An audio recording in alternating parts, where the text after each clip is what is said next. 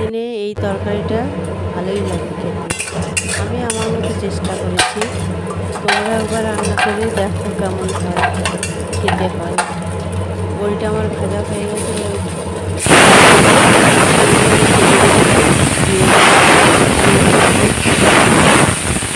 একটু মানে উৎসই দিতে হবে।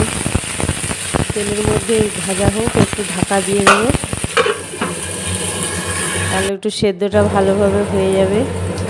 আমি শুক্তোটা নিরামিষ দিনে প্রায় দিনই রান্না করি, আমার বাড়িতে সবাই খেতে পছন্দ করে। এবারে আদার যে সবজিগুলো, শিম, গাজর, সজনে ডাঁটা, কাঁচা কলা, শাক আলু আর আলু আর বেগুন সবই কেটে ধুয়ে রেখেছি।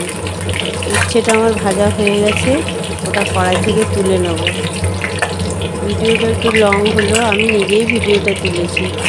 বেগুনটা ভেজে নেব ওই তেলের মধ্যে, খুব ভালো হয়নি, অস্পষ্ট হয়েছে একটু। আমি নিজেই ফোনে তুলেছি সব,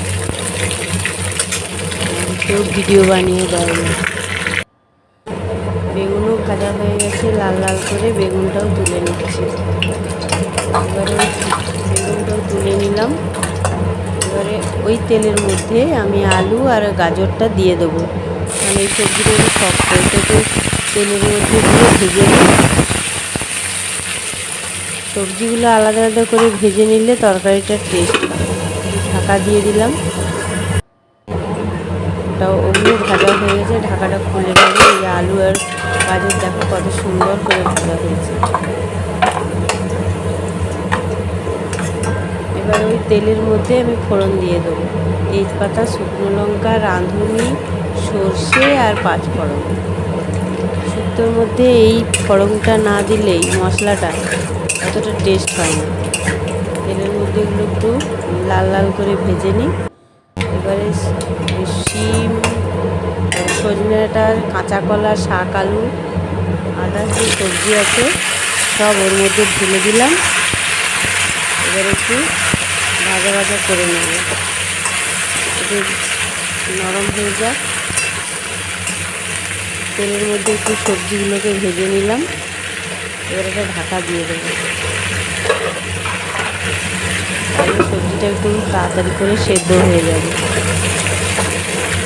আমি এভাবেই শুক্তো রান্না করি, আমার বাড়িতে সবাই শুক্তো খুব পছন্দ করে। মশলা নুন, জিরে গুঁড়ো, হলুদ গুঁড়ো আর আদা বাটা।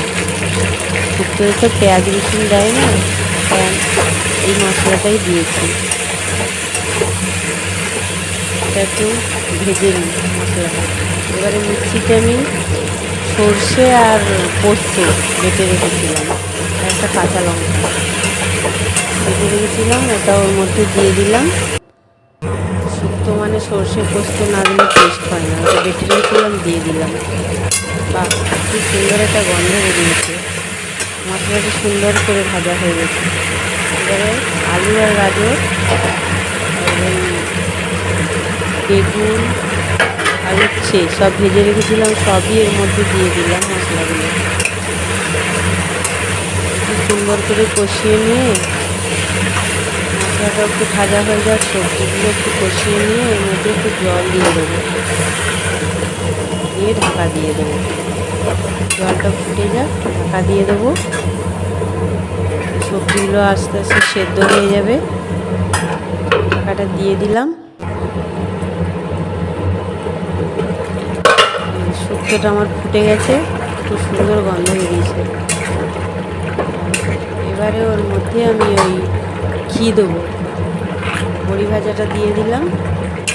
বড়ি ভাজাটার মধ্যে দিয়ে দিলাম আগে থেকে যে বড়িটা ভেজে রেখেছিলাম। এবারে ঘি দিয়ে দেবো। শুক্তো মানে একটু বেশি করেই ঘি দিতে হয়, নাহলে গন্ধটাও ভালো হয় না, খেতেও ভালো হয় না। গরম মশলাও দিয়ে দিলাম। শুক্তোটা আমার প্রায় হয়ে এসেছে, দেখো কত সুন্দর হয়েছে, আর গন্ধটাও খুব সুন্দর বেরিয়েছে। চেষ্টা করেছি, আমি আমার মতো রান্না করেছি, তোমরা আরও বানিয়ে খাও, রান্না করো। এই যে দেখো শুক্তোটা আমার হয়ে গেছে, কত সুন্দর হয়েছে। একটু কমেন্ট করে জানাবে।